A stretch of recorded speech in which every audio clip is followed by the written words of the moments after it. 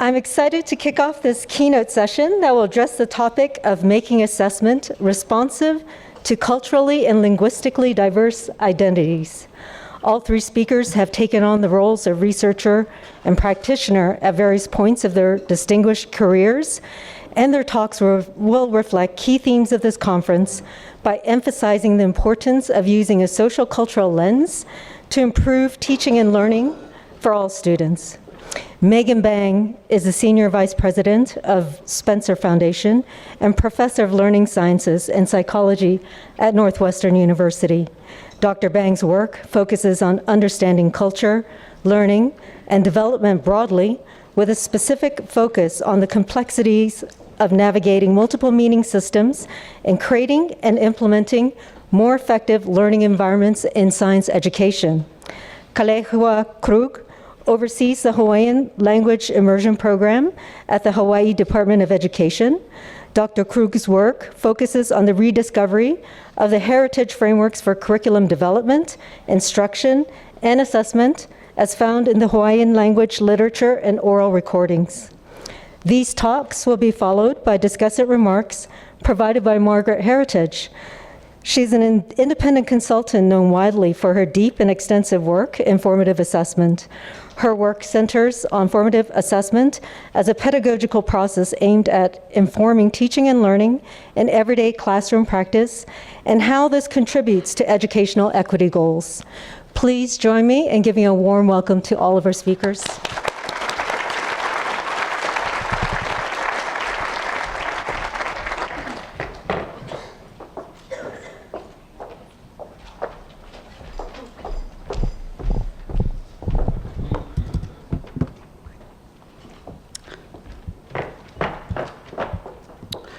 Buju, Badabandakwe, Indigenous Cost, Ninishnabeque, Giguna Dodam, Gittigan, Zimbing, and Kambing.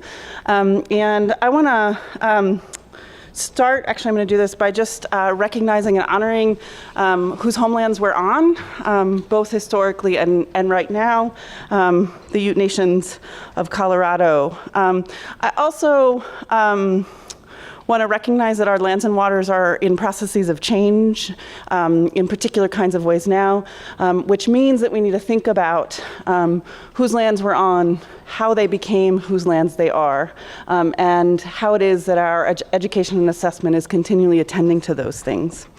So the title of my talk today is called Making Assessment Responsive to Culturally and Linguistically Diverse Students, Families, and Communities. And I've been giggling a little bit about coming here and talking to you all because I've had several colleagues be like, "You're gonna do what?"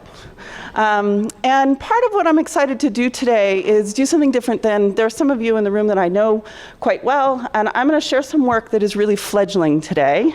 And it is a bit different than what I usually do. But for the rest of you, I'm gonna give you some orientations to the kind of work that I do. And so broadly, I'm after developing teaching and learning that cultivates just, sustainable, and culturally thriving communities. And I wanna say that this work is really informed by key issues of understanding identity, learning, and development as cultural processes, and therefore teaching is as well. I think a lot about 21st century demands around the need for increased abilities to reason about socio-ecological systems and make good decisions. This means deeply engaging heterogeneous perspectives. And for me, I frame most of my work about the construction of relationships between the natural world and human worlds. And I would argue that this undergirds most of human activity, including learning environments, and that those constructions are powered and historically saturated. So today, I'm gonna dive into how I think about that, and think about that specifically in context of science education, and the ways in which the assessment may have the potential to both help us understand what needs to be transformed and help us to support a kind of learning that can cultivate just, sustainable, and culturally thriving communities. So I've just shown you a series of pictures of events over the last several years that are kind of central to the things that I'm talking about. So when I talk about a science education, I want to be clear that I'm talking about a science education that needs to matter for the lived lives of people in the 21st century. All right, so my big question is, how can assessment contribute to learning environments that are that cultivate just, culturally thriving and sustainable communities? I'm going to assert a series of propositions about assessments. These are not new. They're scattered all over the literature, as far as I can tell, in different sorts of ways. Things like assessments are deeply cultural and they're powered. They have ethical implication. They instruct students, families, and educators about what is valued by systems of education. They shape the types of relationships that educators have with students and their families and communities. They shape what teachers see and attend to with their students. They're a kind of attentional directive. And they shape what is pedagogically possible or how instructional decisions are made. I'm going to focus on the later two today and think a lot about how they could help us see student thinking, family thinking, and sense making differently. So what I'm going to do is give you provide some orienting perspectives about how I think about culture and learning. I'm going to dive into a not yet complete project. We're only about 18 months in to explore how we're really trying to think about assessment differently and take up those propositions about assessment not as something that is a problem, but something that we could orient to our tools as powerful to creating the kinds of learning environments we want. And I guess I want to say that specifically. A lot of the places that I'm in is that we hear lots of critique of assessment, rightfully so in my opinion. However, I don't think that assessment on its own is necessarily a bad thing. And in fact, I might argue that assessments are things that human communities have done for each other and thinking about their children for time immemorial. We've just done it in different sorts of ways, which means it's possible to transform assessment tools into very important dimensions of increasing equitable learning environments. And then I'm going to end with a little bit of here's where we're at in this project. I should say I haven't actually talked about this work publicly at all yet. So you get to come into my mess, is essentially what I'm saying. Just to explicitly connect to the classroom assessment principles that are rotating around the conference, I'm really focusing on these three. But I wanted to make slight adaptations that I think it's not just building on the knowledge and experiences that students bring to classrooms, it's building with, and I think that's an important difference. And that I think we need to continually think about knowledge and identity being intertwined always. All right, so first I'm going to say, I think about culture, human activity is cultural. That means culture is not a trait that some people have and others do not. We're all cultural beings. Humans think and engage in sense-making culturally. And that means that the ways that at least I orient to it as a learning scientist is that we study the ways in which culture manifests in our everyday practice. A lot of times we turn culture into a trait or kind of what we call a box model. And I think about culture as infused in everything, in the ways that we interact in the world. And I just want to be clear, most of the time when we think about culture, we think about cultural others, and it's often from implicit deficit frames, okay? These things are moving in all kinds of ways, both in science instruction and assessment. And so I want to be clear that the things that I'm saying are already intertwined into the calls for a different kind of science education, whether we can think about science learning as a cultural accomplishment, and that we understand that if assessments don't engage with kids' families and communities and knowledge that they're bringing in, then we're missing the mark. I want to argue also, because this is something that is really important, this asks us for a new view of disciplinary learning itself. We have often constructed disciplinary learning as acultural or culturally neutral. And the kinds of things that are emerging in science education, and really if we sink into the history of science, we know that's not true at all. But we've often operationalized kind of a false neutrality in classroom science. And some of you may know, I've been working on thinking about this, or about what are core principles that would be relevant for educators to understand what are the slight and importantly different ways that they need to orient to student sense making. For me, I think a lot about how is it that assessment and ways that teachers view student sense making in moments, in kind of micro moments of interaction in the classroom as really, really important to changing things. We often see classrooms where teachers and educators are managing systems that aren't attuned in that way, and or they espouse to have a kind of pedagogy but struggle to enact it in intimate practice, okay?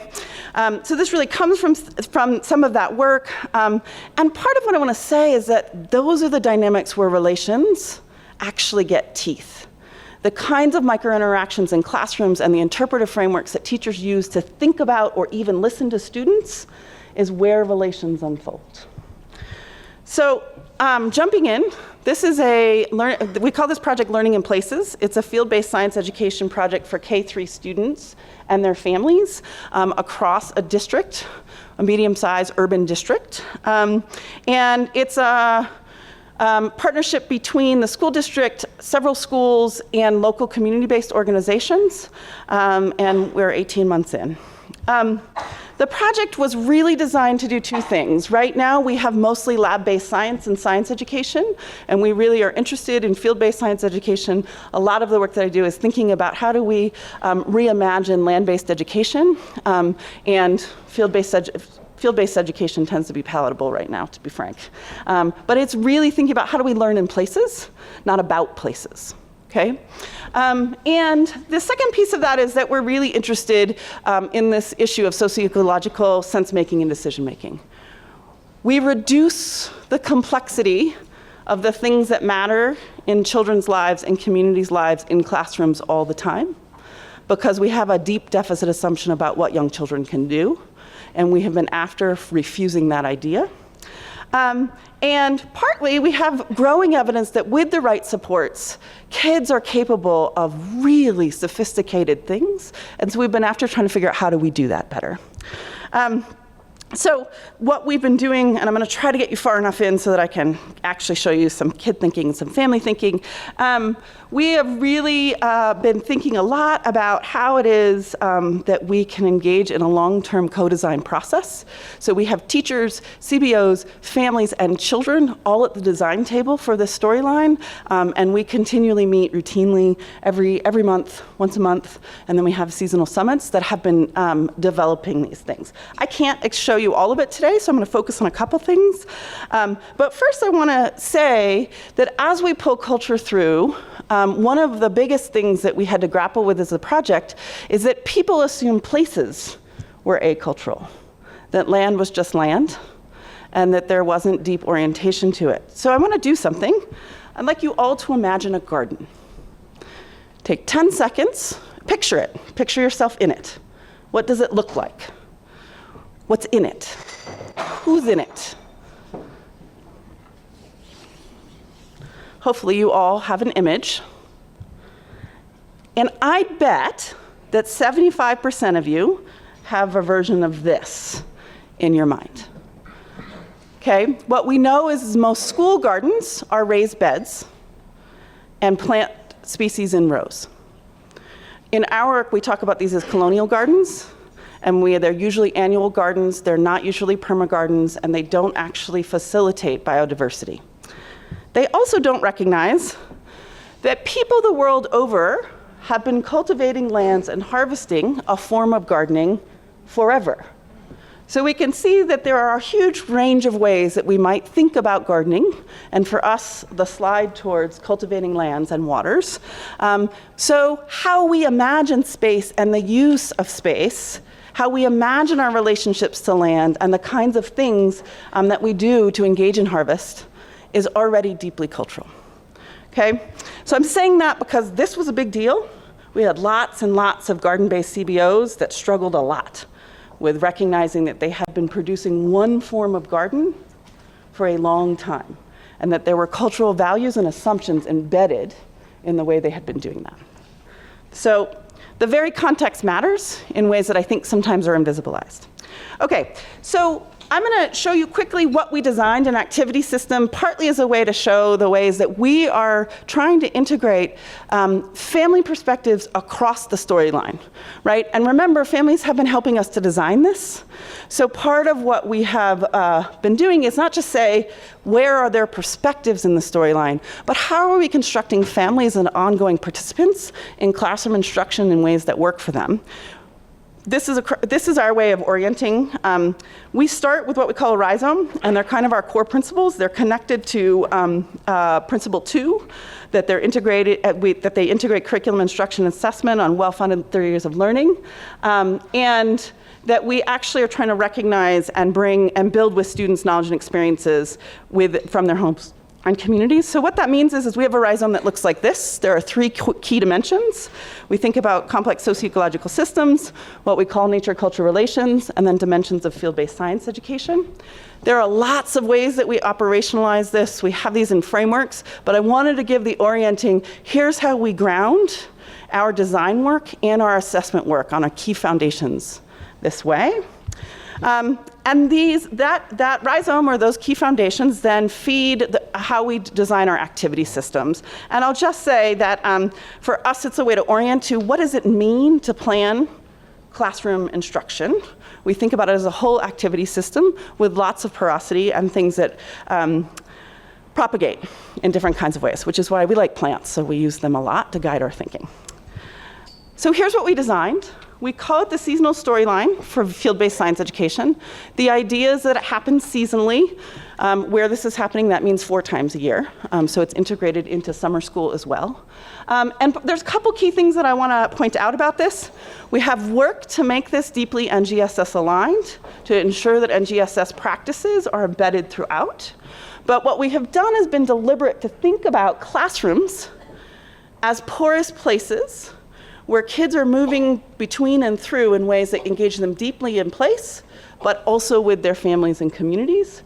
And this is kind of our organizing graphic for educators to see how does this all go together, and what's the arc of instruction and investigation we might engage in.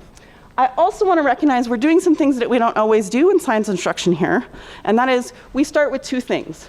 We start with what we call socio-ecological histories of place, and we start with phonology, really big phenomena, but it's partly how we frame. And I'm going to share some more about that. But what I'm hoping that you see is that over the course of investigation, the kinds of, we're using the colors to differentiate place and then sort of where the grounding is, things become enmeshed in each other where they're not so distinct. But I also want to point out that our end is to make sure that where we end is very relevant and primarily lifts up kids' work in schools as relevant to their kids and families. So that's our end communicating. So I'm just going to say this is another piece that is probably new, but I think this is, well, I don't know if it's new, but it's new for us anyway, is we realized that our questions mattered in being able to hold this instruction in sensible ways. And when you engage in this kind of complex instruction that doesn't move from like one activity to the next, that you need to support educators in making sense of kid thinking and what they should do next.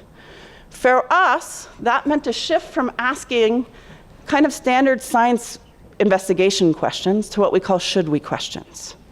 Right? We're after socio-ecological decision-making as central to science instruction. So we got students to engage in place, think about the challenges of those places, and formulate a should we question that demanded that they knew more about science phenomena, but also about social phenomena happening in those places to lead to particular decisions. So I want to be clear here is that the form of question, often, and when we first started, what people wanted, where we started was, let's learn about phenomena, and then we'll tack on some should we questions, some socio-ecological implications to the phenomena. That was our first design, and that was true for all of us, actually. Families, CBOs, us as educators. I think about this a lot, and it was one of those moments where I was like, I can't believe I just replicated this. But we did get to this place where should we is driving, okay? All right, so in the storyline, there are some key materials that I'm going to highlight today. We have developed a series of material tools that support across the storyline. 2 that I want to highlight are family tools and teacher tools. And part of the reason I want to highlight family tools is because I think we don't often think about this as a really generative way to get families in our classrooms all the time. We grappled with families can't physically be in classrooms all the time because working families are working. So the idea of classroom visits is often very classed in the classrooms that we were working in. And what we often don't think about is how are families an ongoing part of instruction rather than just the beginning and the take things home kind of version, okay? And then teacher tools, which I'm going to spend a little bit more time on, is we decided that part of what was hard about this is that teachers were having to engage in making sense of students' thinking far more deeply than they were used to. At the same time, they were K-3 teachers who frankly hadn't been teaching science very much for 10, 15, sometimes more years, right? And so there was lots of identity shifting happening for teachers. They also had not learned science like this.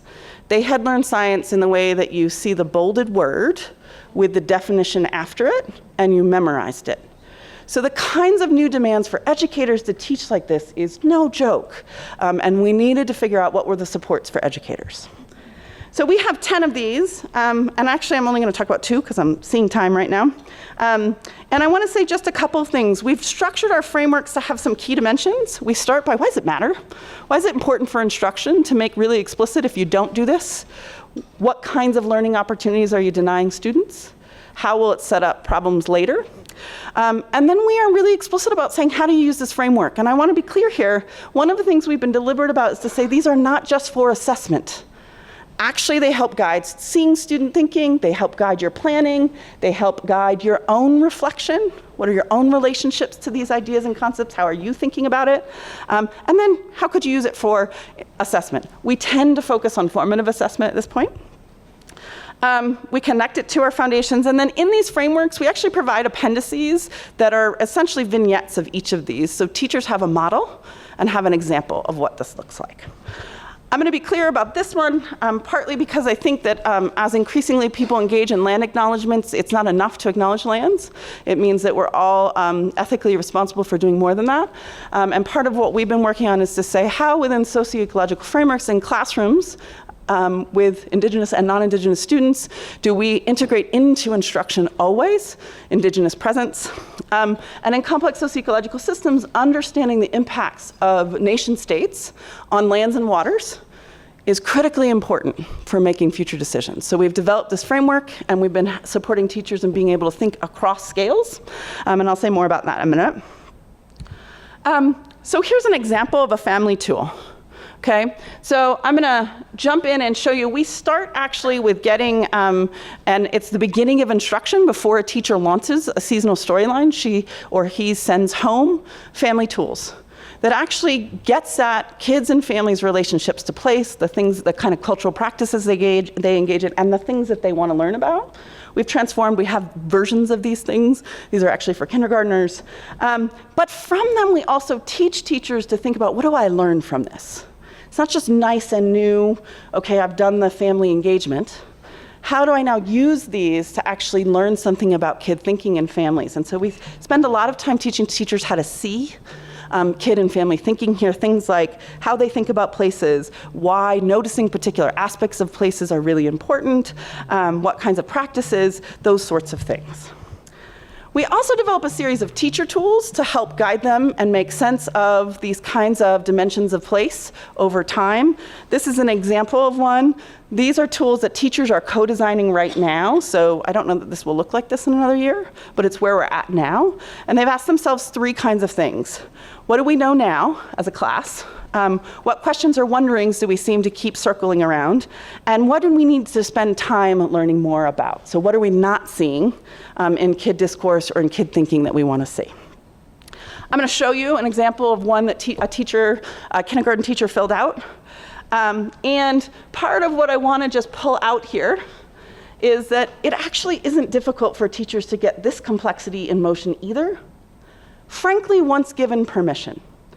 Our teachers were like, oh, we can talk about all of this? We don't have to do one, then the other, then the other. We can actually create narratives and storylines that move across these temporal scales and make connections.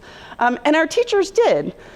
We also use this scale to actually reflect pretty critically. And one of the things that I want to point out is having teachers teach about Indigenous peoples' times is a big lift.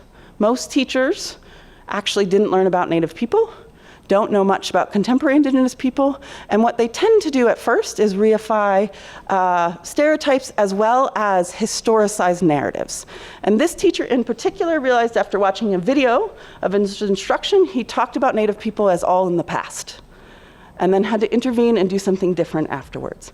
My point about this is this framework allowed a kind of critical reflection about what is potentially subtle verb shifts in discourse that he began to notice in his own discourse, and then how kids were taking it up. So I'm going to keep pushing. Here's another example of a framework where we are trying to help teachers understand what are important dimensions of socio-ecological reasoning and decision-making for K-3 students. These are aligned with sort of how experts think about this too. And I'm not going to say a ton, but I just want to call attention to that we're thinking across 5. And I'm going to show you an example of these. Partly this is a way to scaffold teachers' attention on what kinds of dimensions are kids already making sense of, and what are trajectories towards more expert understandings, whether they be expert Western science or expert understandings from their own families and communities. And I want to be clear about that. We are really deliberate about saying there are multiple trajectories of science. So one of the things we've done, and this is an example, is that we used this framework to look at family tools. I mentioned this before, so I'm trying to layer this a little bit. And so teachers were given a set of family tools, both in their own classroom and another teacher's classroom, and asked to look at them with this framework and see what they saw. And then ask, okay, what should I have more questions about from these family tools? I'll just show you again. They were very quick. Once we made clear what they should attend to being able to identify all kinds of things in family tools. Again, I'm not going to say this. I'm trying to demonstrate that these frameworks actually have really helped generate a different view of student thinking. And we also developed that, we needed to think even more deeply, that we started to see that thinking across scales, for example, included a series of things. It thought about temporal scales, spatial scales, multiple scales simultaneously, and what experts tend to do is they think about things from multiple perspectives, not only their own. So how are we supporting students in doing that? So here's what teachers noticed. And I'm sorry you can't see that fantastically. But they started to recognize that students were drawing in seasonally specific ways. So winter season were presented. It wasn't all summer season, which is what they thought was going to happen. And that animal time was represented, so we could think about that as life cycle. There was obvious variation in species life cycles in their drawings. There's writing here that actually says that specifically, but I just want to be clear that that is how teachers were making sense of that. They also recognized that kids were drawing with different spatial scales in mind immediately. Okay, so in this way, some kids drew very close-up observations of a thing that they noticed while they were walking, where other kids took really broad perspectives, right? And part of what our teachers said is, I had a way to integrate those without it feeling like this is all over the place and I don't know what to do with it, okay? They also started to reason that we connected this to actually how observations are made, professional observations are made.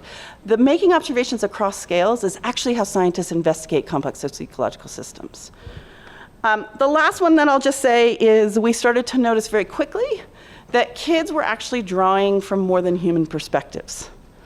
Okay, and this was one that actually teachers didn't see on their own. We had to do some work, and frankly, we were a little bit surprised that we saw it as much as we did. And then we would see stories, right? That what would happen is kids would draw a particular perspective, and then they would tell a story from the perspective, and it took a little bit of work to recognize what they were doing. So here's the point about this, is that with the framework, we start to see even kid drawings differently, and we start to connect them to actually scientific reasoning differently. I'm going to show you one more example before I close.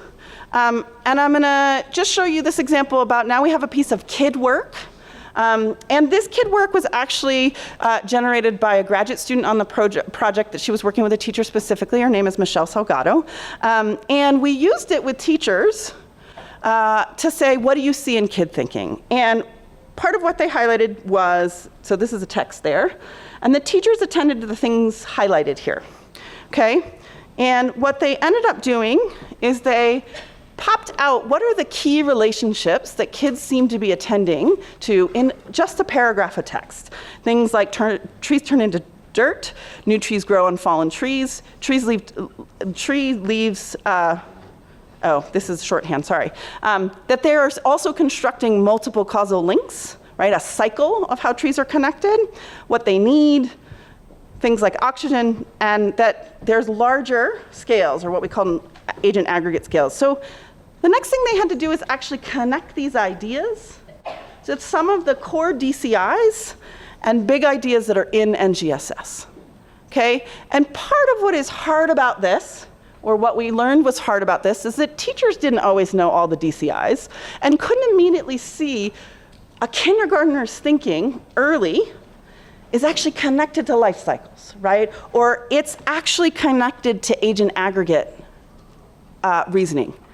Things we thought that it was really hard for kids, but when we start to see them, we can see actually kids are doing this already.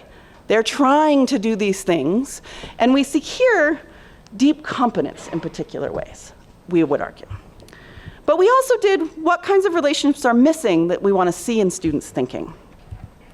So there's a series of things. These are the things that teachers generated in discussion that I've just sort of shorthanded.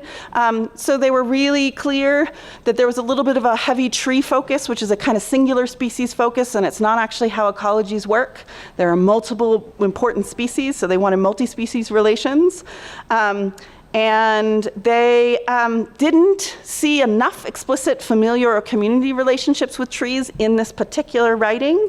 So they wanted to go and see, did this kid do it in other places? What about our prompts didn't do that? And what would it mean for us to always see that integration? Although we did see some us pronouns in there, so that is an indication at least of some inclusivity.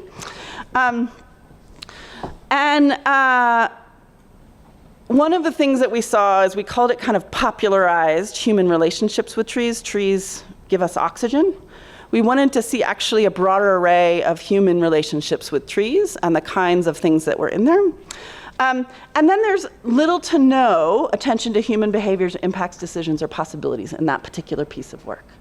So then we realized that we needed to actually scaffold again to make sure that we were making that part of classroom instruction all the way through. So I want to end by saying, so what? I started with some key propositions around how we might think about assessment. And what I want to kind of say as key takeaways is, I think with appropriate assessment tools, engaging students, families, and communities' life as deeply connected to instruction can become routine, can become normative, not the exception. And it can be done in ways that actually increases the rigor of learning for everybody. Right now, often we get positioned that making things accessible to culturally and linguistic diverse students is like add-on to the act of teaching and learning. And I want to argue that that is a model for keeping whiteness and kind of normative cultural patterns at the center of instruction. And that when we move this, we actually transform relations on many, many dimensions.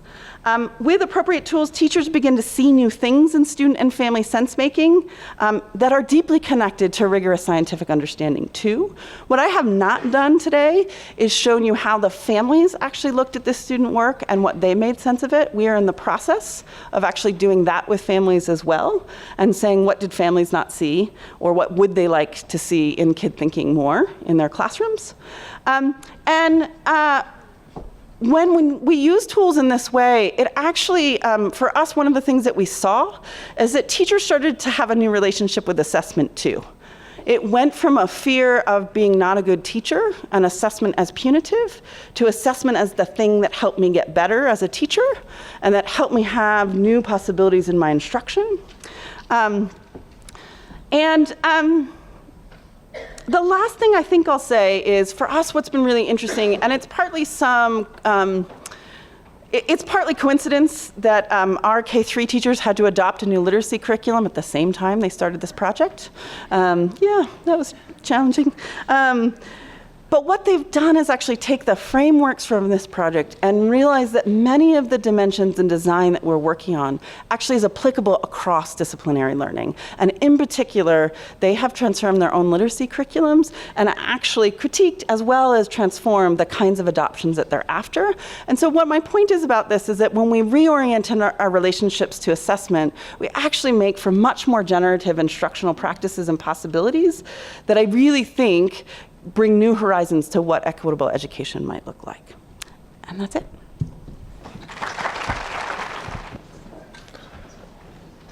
E iho ana o luna, e pi'i ana o lalo, e hui ana na moku, e ku ana ka paia. E aloha ia na wau I na oiwi, ka aina ni migen I ho'olau na mua miei, no ka poe malihini e kipa mei ni, no na kama aina. No ka poe ekonomia mākou I ka noho ana I mua o kou ka I olelo mai e pili ana ko mākou aina me ka mākou olelo hiva hiva ka olelo Hawai'i. Aloha nui kākou. I'm going to start with a little history. My name is Kalehua Krug. I'm the fruit of a Hawaiian woman and a German man from Montana. So needless to say, I have some interesting stories from my life. But the history I want to start with stems thousands of years ago. One of our genealogical chants, the Kumulipo, talks about how the earth began, how the sky began, and all the deities and the essences that were around at those times to generate who we are today and our existence in this world. In 1778, we saw the first invasion of perspective come from Captain Cook, James Cook. And in 1820, the next invasion, and forgive me if this hurts, was the Calvinist missionaries. That was the next invasion that changed our perspectives. In 1848, privatized land ownership was the next invasion. 1887, our bayonet constitution, our gun was held to our king Kalakaua to rewrite our nation's constitution. And in 1893, that was the illegal overthrow and the subsequent occupation of the Hawaiian Kingdom by the United States.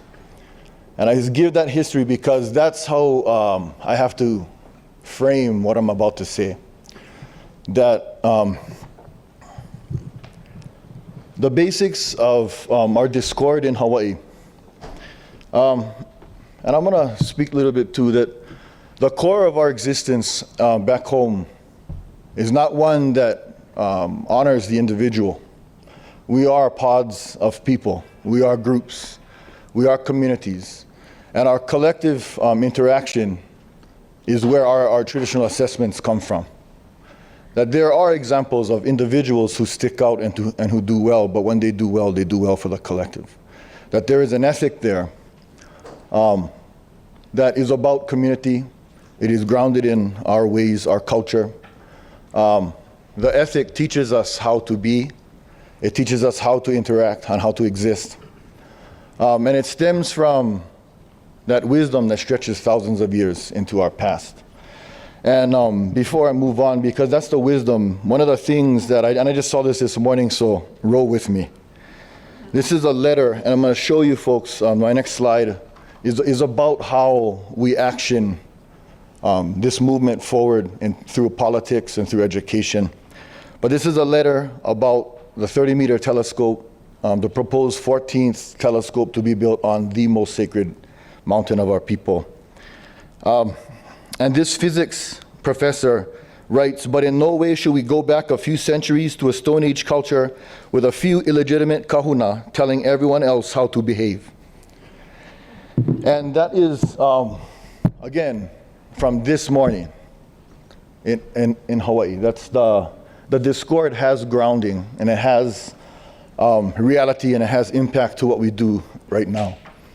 And this ethical advancement, I think, the tug and the pull between the peoples back home are about capitalism. It's about generating wealth. It's about college and career readiness, which only talks about jumping into the factory.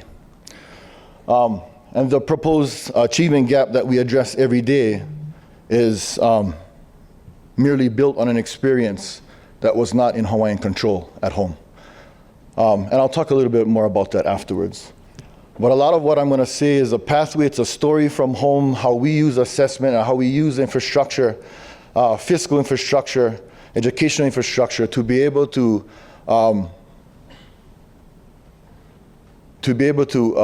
realize the true future and the true autonomy that our cultural wisdom deems successful for us. And the production for empowerment and the betterment of humanity, I want to point that out, as well as the ecology and the land, that all the decisions that are made in education for us back home are not about humanity. They're about the survivability of humanity on land. So it's generations down the road. This idea back home of educational sovereignty, and this is part of the story that we have going on right now in our context, that the 30-meter telescope, again, the 14th telescope, proposed telescope to be built on our sacred mountain. We have a group of about 60 elders that are sitting in the middle of the road back home to block cranes to go up to build this telescope. And that's the story that gets communicated throughout the world. The argument that this is science against culture is a misnomer. That in actuality, we are talking about education. We are talking about an educational history, an educational path, and an educational future. That, and it was interesting so me and my son were actually up there for the first day when this when we wanted to mobilize and actionize what we were going to do on Mauna Kea to make sure that this didn't happen. And I remember the first night being nervous because there were only 30 of us. And sitting there, and up on Mauna Kea, it's about maybe 35 degrees. And us in Hawaii, I am not prepared for cold weather ever. And so I had one pair of socks, I had my boots on, and a shirt and a jacket. And my son is looking at me, "Dad, what are we doing here? I feel like I'm going to die, Dad." But in essence, days later, what arose from those 30 people were thousands. And from the thousands were erected a pu'uhonua, which is a place of refuge, traditionally, where all peoples can come free of persecution. And in that pu'uhonua existed fear, trepidation, for the anticipation of the National Guard or the police that were going to come remove us from our sacred space. And in this story, however, a university was established. It's pu'uhonua or pu'uhuluhulu. Pu'uhuluhulu is the actual site where the road begins to climb the long journey up Mauna Kea. And in that space, the elders, our academics, our teachers, found their understanding of what community was, the legitimacy and the reality of a traditional Native Hawaiian educational space. And so people began sharing their stories and their knowledge, and the groups and the experiences grew. I remember the first day, there were about 10 people sitting in the group that I was hearing about Hawaiian religion, and it was a religion professor from the University of Hawaii at Manoa, speaking to us about the body forms of our lizards, our mo'o. And in that interaction, I wondered what was going to happen from this. Well, where was it going to go? Because after 2 weeks I left, I had to come back to reality, to work. But now to understand that there are university classes being held up there by university professors with university students sitting in the road to make sure that we preserve our sacred spaces. I began to understand that situation more as an educational space. That it was one that stemmed from the program that I'm about to talk to you about. That Mauna Kea demonstrations influence enrollment in Hawaiian immersion schools. And so in my profession, I sit as the administrator for the immersion program for our Pai'aina, for our island archipelago. It's a difficult space, and I come from the University of Hawaii as a teacher trainer along with some of my colleagues here. But I left that space, left tenure, left the comfort zone to enter into the Department of Education because our capacity back home to be able to actionize things that we need to have occur infrastructurally for our children to have a legitimate and genuine space of culture and language. That was part of the advocacy pathway that I was already on coming from the university. So in taking the job, however, at the Department of Education, I learned that the juggernaut of system does not move easily. And for all of you that are, I think I'm going to be speaking more to the administrator. Hopefully the teachers can get a little something out of this too. But for the administrator, in systems, we need to advocate for change. in every system, because system wants to preserve itself. System is built to save itself. It is not built to save us. It is not built to save our students. It is not built to save our life, our humanity. It is not there for that. Especially if it's built on capitalistic foundation. And I say that with as much aloha as I can. But the policy, prior to 2014, we had this understanding of biliteracy, biliterature and bicultural existence that the Hawaiian language immersion program was charged to fulfill. And it's a combination of Hawaiian teaching methodologies, language, history, culture, and values to prepare students for college career. And this new addition here, and to be community contributors. That was one of the most significant changes in our policy redraft. We come from, again, college and career readiness, which just tells our children, go to work. Either go to school now, then go to work, or go to work. It doesn't say that it's okay to fish. It doesn't say that it's okay to farm. It doesn't say that the kumulipo, which teaches us who we are and how to be, is okay. It doesn't teach us that. It teaches us that who we are is not real in this world. That the focus on buy anything pushes us to a place where we have to always walk in these two worlds and be conscious of two worlds, where most monolingual students do not. And so on this journey, we have to study a little bit. Let me sure I'm on time. Oh, that's not too bad. That when we study language, that the function and the context of language, this is from Joshua Fishman a long time ago, but who are we talking with? Is it formal and informal? And what does that mean? And I go to this because we start off as a language program. You got to learn language, study language. What do we know about language and its history? Reading, writing, speaking, thinking, comprehension or production, the topic, proximity to the speaker. But all of this is to construct function and context. But where does function and context come from? And where does it lead us? And this is, Solano Flores talked about this in an article, Who is Given Tests, because this was constructed off Joshua Fishman's article, a concept as well. Who is given tests in what language, by whom, when and where? Different first languages, different migration histories, different kinds of exposure to formal instruction, both in L1 and L2 are among the myriad of factors that make all populations, all populations considerably heterogeneous, even within a given classroom. And with all of this understanding, that when we're here to implement the Hawaiian language immersion program, and know that the curriculum that we construct is for a heterogeneous population. The assessments that we use, formal and summative, are for heterogeneous populations, that there is an inherent flaw, potentially, to everything that we do. And it's been able to call out that inherent flaw in our decision making. So the part that was interesting to me is that in all of this study of language, the core of the content and the what about our teaching was what was missing. That was the missing piece for me in my consciousness and my reality. Michael Apple talks about the ideology of curriculum, that legitimate knowledge is perceived by the systems and the constructs that we build. That we're teaching the students about the nature of the world and the nature of reality, and reshaping their consciousness based on the experience and the road of education that we've constructed for them. It's not there to allow them to discern what legitimate knowledge they need to know.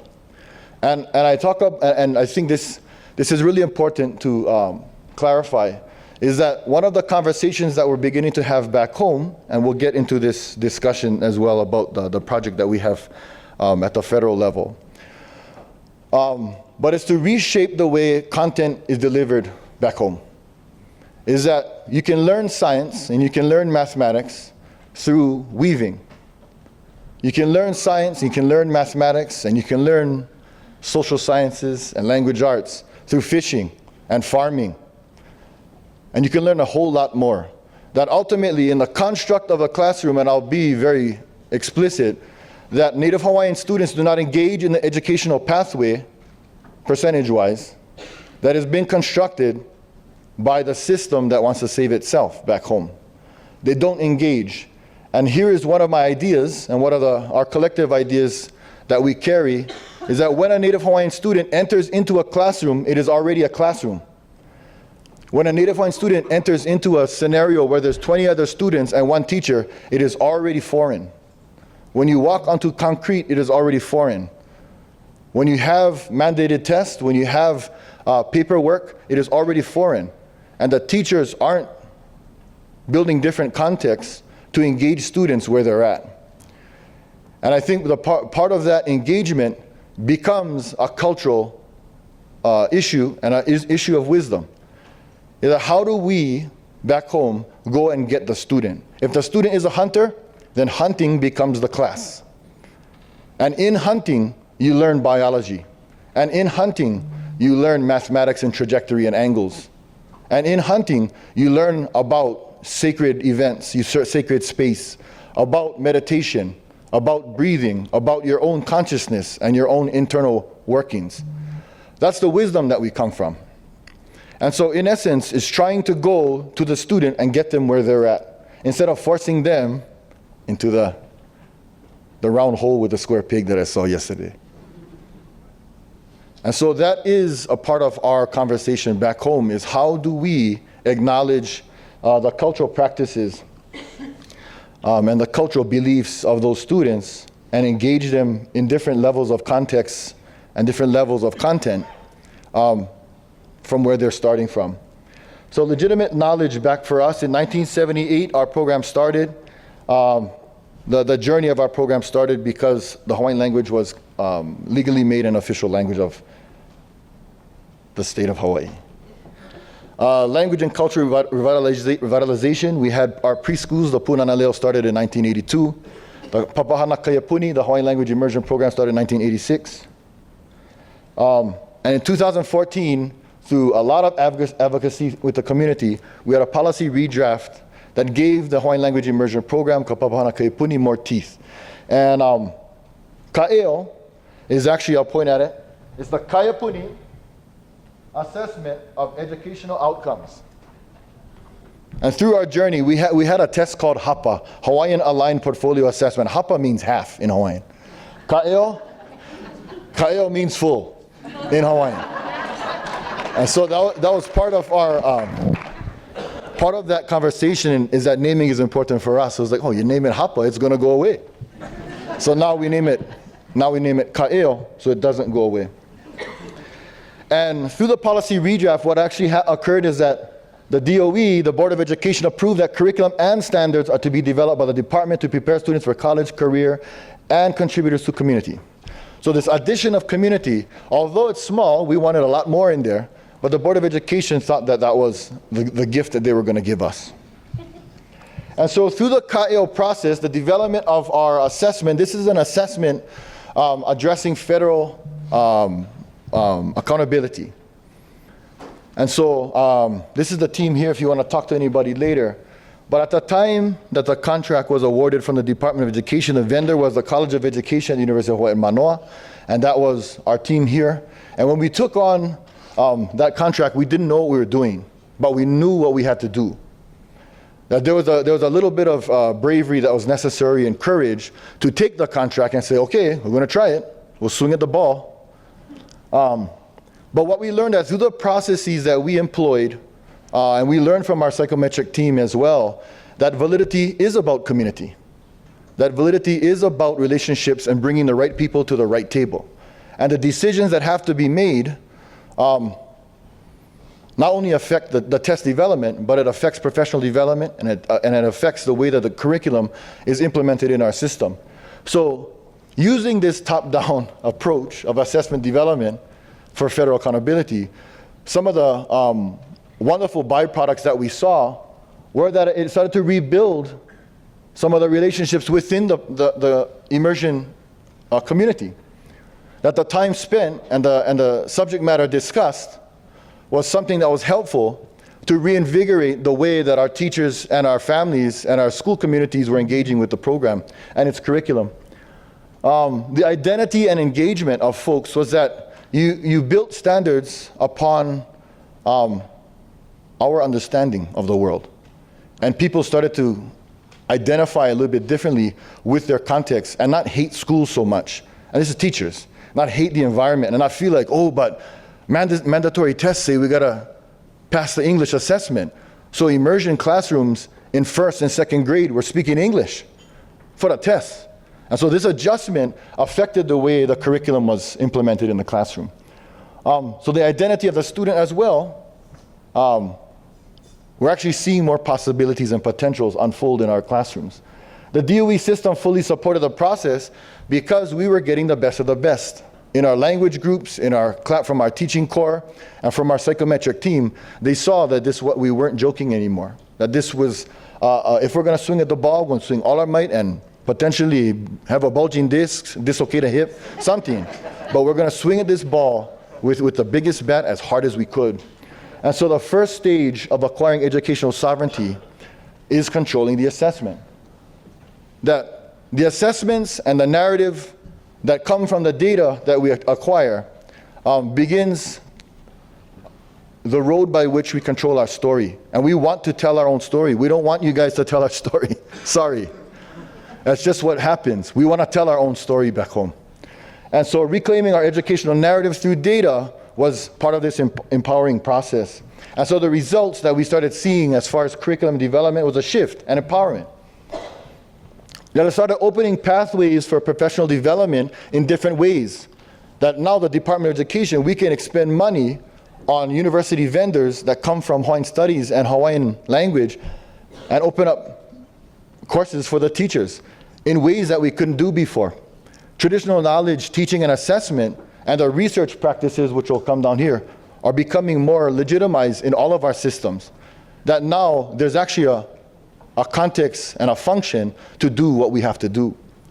It invigorates community engagement and student identity because now it's okay to build in characteristics of the home and the culture in the school environment because the standards say so. And by doing that, it increases the recognition of our program and the legitimacy, that's the word I want to use right now, is that prior to this, learning language is a hobby. Learning culture, oh, that's beautiful when you say that. Aloha kako, beautiful. We're not in it to revive mahalo and aloha. We're in it to revive the depths of the wisdom of the ancestors. And without that wisdom, and without their longitudinal data of how to survive in an island home, we will not survive. And so that's the understanding that we want to use back in our islands, because the understandings of our home come from the ancestors. They're the proven data, the data pool over time of survivability. And so that increased awareness takes us back to our conversation about educational sovereignty that deems how we use the roadway and the pathway to the standards development, to the educational objectives, the way we look at the infrastructure of the educational system that we use, and how to begin to take little baby steps into the infrastructure to pull ourselves out. Because in the end, the message to me that I want to deliver is that when a road is constructed for a people, and people are forced onto that road, into that experience, that is not ethically equitable. That if we want to be equitable, let them have their own road. Let us have our own road. Mahalo. Good morning, and thank you for two very powerful presentations. It's an honor to be your discussant this morning, so thank you for the invitation. My title is Know Who Your Students Are, something that I think emerges from exactly what we've heard about this morning. And I'm going to connect my comments to two principles, but I'm going to offer a friendly amendment to this one because I think the change of preposition is extremely powerful from on to with. And so that is the first point I would like to make for the prepositions. Can we please change on to with? What's in a preposition? A very, very great deal, as I think we have seen this morning. And the second principle I want to connect to is valuing students' ideas by presenting tasks in multiple modes, using artifacts and other representations to document their learning. In the keynote afternoon, the afternoon keynote yesterday, we heard from three of our presenters who talked about their personal stories, how they came to evolve to where they are today. And I want to start with a personal story. I began my career in England. I'm not even going to tell you how long ago, but it was a very long time, looking around here, probably before most of you were born. And this was my first class. They were first graders, and we were on a field trip. And this was a group of girls who were having a picnic, and I took a picture. And all my students looked like these children. And it was a time in Britain of high levels of immigration from India. And some of my students, there's this little girl in particular, and if you can see her at the back here, but she had just arrived in my class 2 days previously from India. And when Kalehua was talking about classrooms being foreign, can you imagine how foreign it was for this student? I can still remember the students' names, and I worked at that time in quite a progressive school district in the UK at that time, and we were concerned to figure out how we could blur some lines. That was where we were thinking at the time. Nothing like you are today, but we're trying to think, how can we blur some lines between home and school? And so in my classroom, I'd put some saris in the dressing up box, and one of the things that we used to invite parents in a lot to talk about their time in India, talk about the history of India. And every day I would have a parent come and read at the end of the day to the students in Punjabi. So my district was very pleased with what I was doing. And we had a visit from this person, whose name is Sir Keith St. John Joseph. He's been dead quite a few years now, but he was the then Education Secretary, and later on was the architect of Margaret Thatcher's economic policy. So he was a very powerful individual. I was in my second year of teaching, and I was hauled up to meet this powerful individual, and with all his security detail and everything goes to it, Savile Row suits, the whole works. And I started to talk to him I was invited to talk to him about what I was trying to do to blur these lines. And he just stopped me. He said, "Stop," in his very posh voice, "Stop." And so I stopped, and he said to me, and the children's parents were sitting there, and he referred to them as these people, first of all. He said, "These people have come here for Britishness. They have come here for history. They have come here for Shakespeare. They have come here for culture." And I was so shocked. I've never, ever, ever forgotten that. Can you imagine being a second-year teacher and the Secretary of Education talking to you? And I think what I was trying to do in my class was what Megan talked about, as lifting up kids, stop it being so foreign to them, lifting them up, making things relevant to their lives, making the knowledge that they had. I was glad to have this language you gave me this morning, making their knowledge legitimate. What they brought into the classroom was legitimate. And I think what Sir Keith St. John Joseph did was a prime example of promoting whiteness, in Megan's terms, whiteness and normative cultural practices. I think that's a prime example. Well, that was close on 40 years ago. That was in Britain. Here we are in America, and things have changed dramatically, haven't they? Just asking.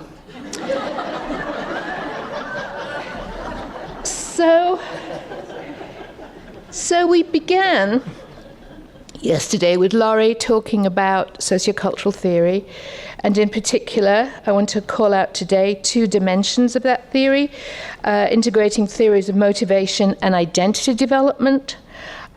Children are coming with identities pretty well formed, I would want to argue, and how do we sustain their identities and grow their identities in powerful ways? And it presumes that children bring with them important knowledge, interest, and experience from their daily lives. And I think we see 2 prime examples here of how that is not just built on, but how the children's knowledge and their daily lives is embedded in the teaching and learning, in that legitimate sovereignty, another powerful phrase. of the sovereignty of education. And so children don't come to school as a label. We talk about ELs as though they're a homogeneous group. They're entirely different. There's so many differences. And I was struck, Megan, by what you said this morning, that when we think of children as a label, they walk into our classroom, not as their authentic selves, but as a label, then we're reifying stereotypes. And how we respond to them is in stereotypical ways. Each child comes from their own family. Whether Indigenous children or non-Indigenous children, they come from their own family, from their own community. And as those families and communities are grounded in the culture, and as Kalehua said, the history of that culture and those people, whoever they are, wherever they come from. And so we cannot ignore that. We have to embed, we have to build with this knowledge of the community and the family. And I think this is a powerful statement, for me at any rate, from Macaulay, Harrison and Willis, who talks about when that happens, it enhances students' sense of themselves as knowledge makers and knowledge knowers.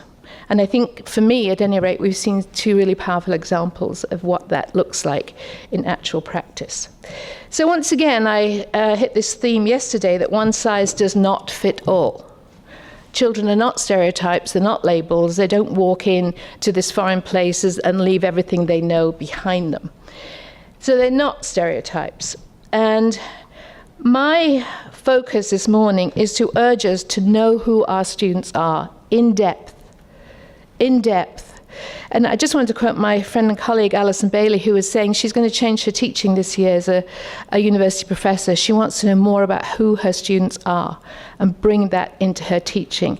And I applaud her for doing that as a graduate school professor. I'll be interested to see how it goes in all seriousness.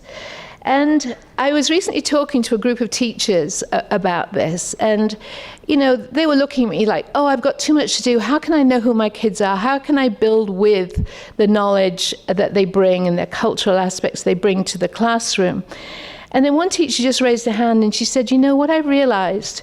And she said this: if I'd only bothered to ask.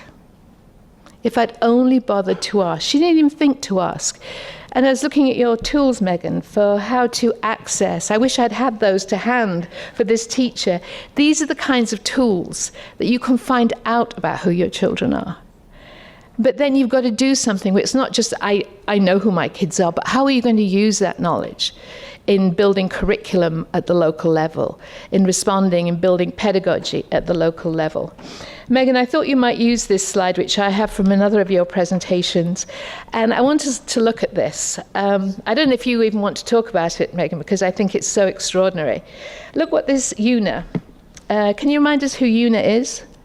She is a 9-year-old Ojibwe and Navajo child. Right, 9-year-old Ojibwe Navajo child. And her perspective about science prior to the experience she had with Megan and her colleagues was that she saw science as something white people do. Talk about cultural hegemony. Or we do it at school. It's not something that really helps us. I think it actually hurts us. That is unacceptable. And so I think what we've seen today is ways to counter this predominant narrative, this normative sense of curriculum, pedagogy, and assessment. And as a way as equalizing opportunity to learn. I talked yesterday about being responsive to who your learners are in terms of where they are in their learning, but that's just a much bigger perspective, being responsive to who your learners are. I mean, these are both plants, right? Are you going to provide the same nourishment and nurturing to these plants? No, because they need different things, because they're different entities. They may be under the umbrella of plant, but what they need is very different in terms of amounts of water, amounts of soil, and so on. And then we broaden that out into thinking about who our students are. Who are our students in our classrooms? And I want to quote Chris Gutierrez here and her work in thinking about curriculum and pedagogy. And she says, the curriculum is pedagogy grounded in the historical and current particulars of students' everyday lives. That's what we saw. While at the same time oriented toward an imagined possible future. And to me, this is exactly, I don't know if you would agree, but to me, this is exactly what you're doing, grounded in the historical current particulars of students' everyday lives. But Chris and Barbara Rogoff also go on to say, or said it previous to that, and I think this is an important point, and one that the Hawaiian example helps us understand, that it's possible to be relevant to something or responsive to it without ensuring its presence, its continuing presence in the repertoires of practice, of a student's practice. And both these examples to me show that culturally sustaining pedagogy, that you are not just being responsive, but you are sustaining those cultural practices, the language, the understandings, the wisdom of the culture. And as Paris says, describes it as culturally sustaining pedagogy. And what he argues is that culturally sustaining pedagogy is sustaining the linguistic, literate, and cultural pluralism, but also so that we can have within group and across group cultural practices. So I think this helps us to think beyond just being responsive, making it relevant to students. It's much more deep-seated and deep-rooted than being responsive. We need, I think, to start thinking in terms of culturally sustaining pedagogy, as we've seen. So once again, hitting the one-size-fits-all theme, one-size-fits-all curriculum perpetuates normative ideologies that marginalize particular students and groups. Ditto one-size-fits-all pedagogy. Ditto one-size-fits-all assessment. And I think both of our colleagues here were very clear on what assessment can do to disrupt those patterns of normative ideologies. And again, I'm going to go back to, I mentioned this yesterday, the NRC from 1993. And this is what this group of scholars said in 1993.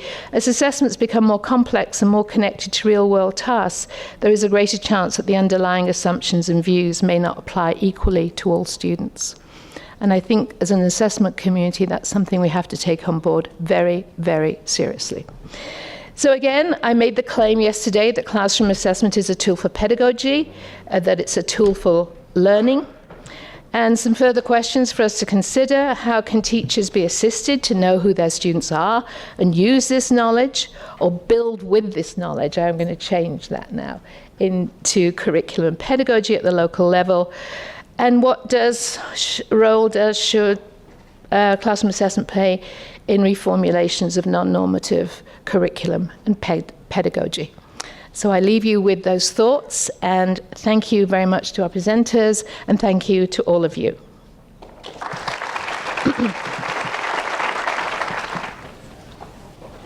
Thank you. Yeah, I feel like Michael Douglas said, greed is good. Thank you very much for one of the best sessions I've ever been to. Mahalo. It's really, really great. Just wanted to mention, I don't really have a question, but I want to talk about continuing the dialogue. So at NCME for the conference in San Francisco, which is in April in 2020, there are two things I want people to know about. One is the Diversity Issues Committee has put together a symposium on assessment issues for Indigenous people. And Leanne, maybe you could talk a little bit more about what that looks like at this point. But the other thing is the talks really forced us to think about values. You know, what do we value in curriculum? What do we value in assessment and so forth?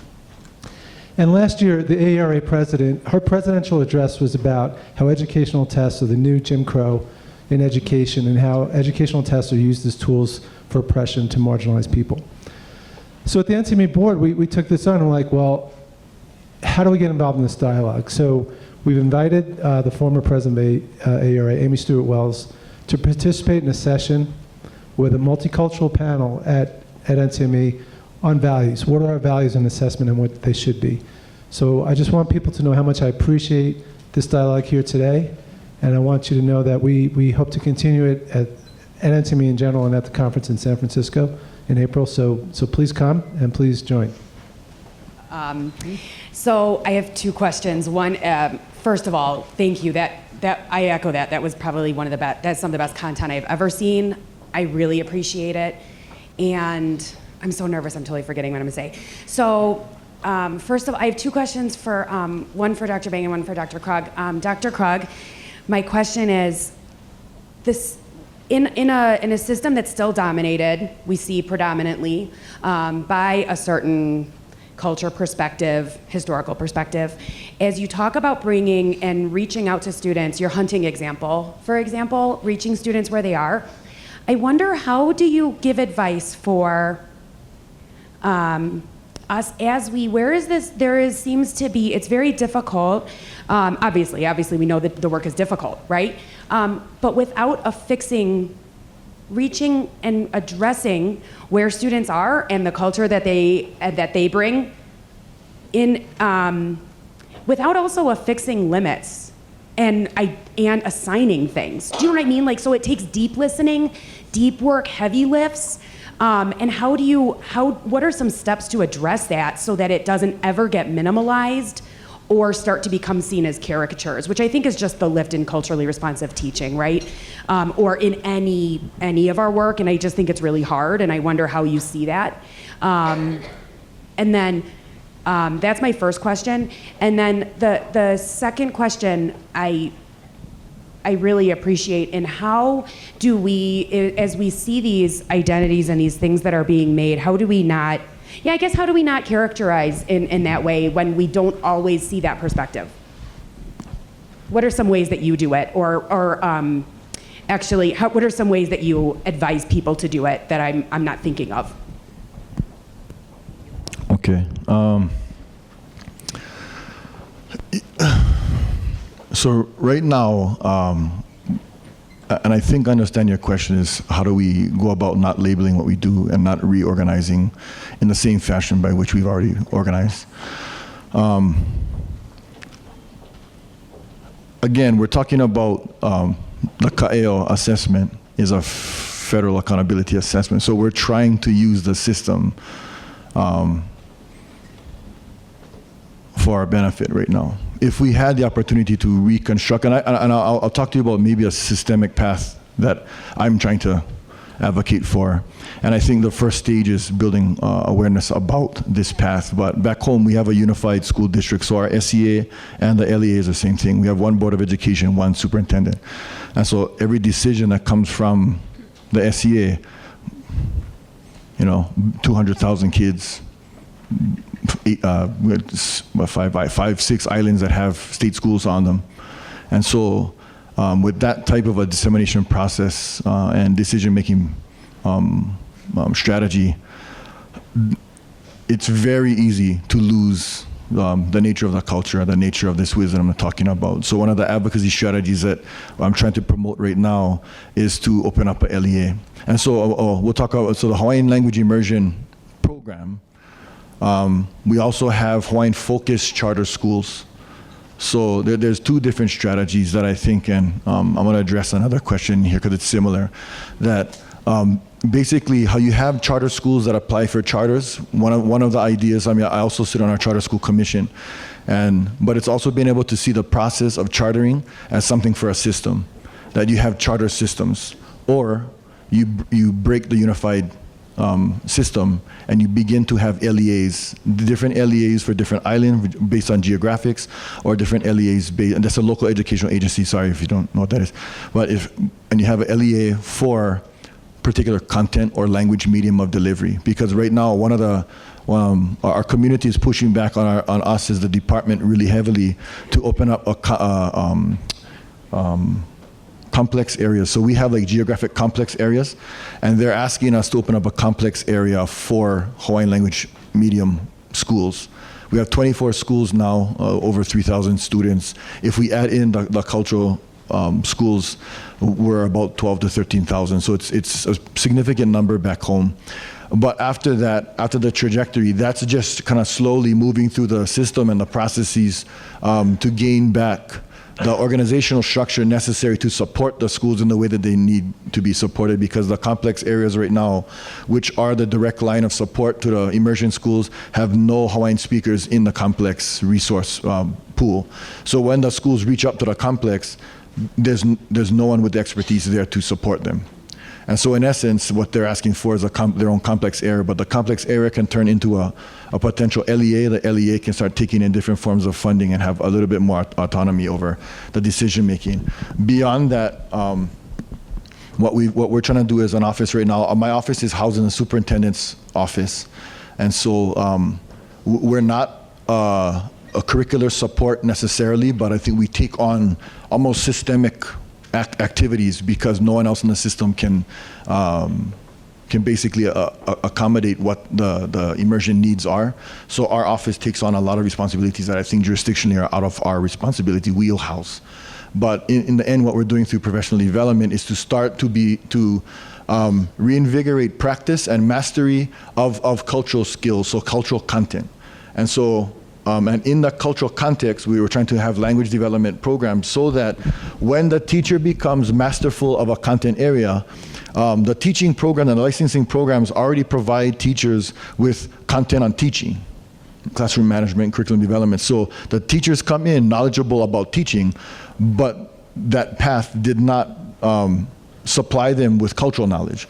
And so now they've really got to pull from their childhood and now kind of bring it into an academic setting, which it wasn't transferred through initially.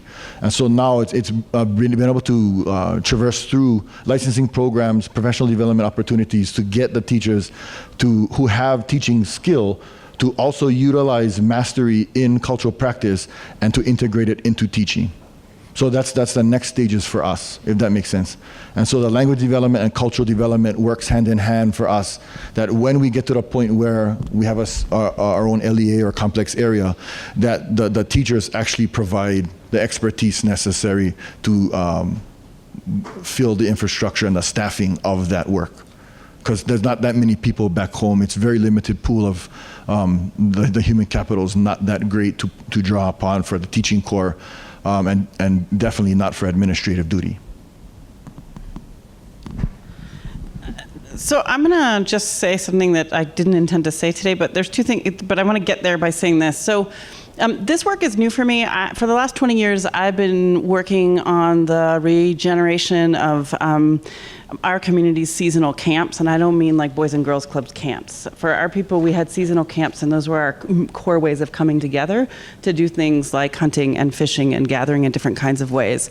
And I also am a third-generation urban Native person living on my original territories that most folks think is Chicago.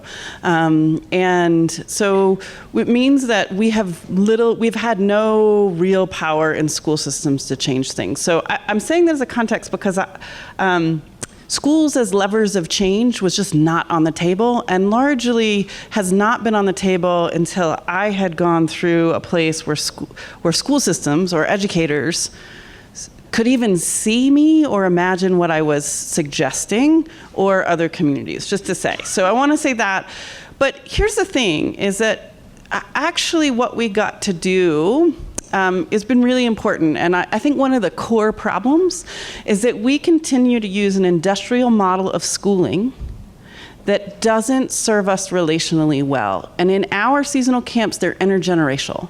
Humans don't learn in age-segregated ways, yet we have systems that insist upon it.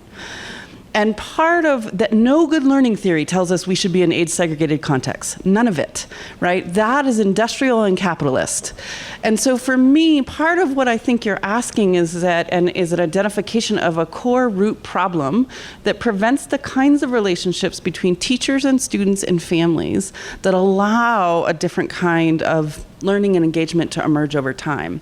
In our programs, we've been able to trace kids. They come in and participate in our programs when they're 5, and now they're teachers, right? And so we can see a different trajectory, and we can see how things emerge. And it means, and most of our teachers, we just ran another one this summer, and there were 22 adults who were just hanging around. And part of it was for them because it was a context that regenerated community. and it wasn't schooling.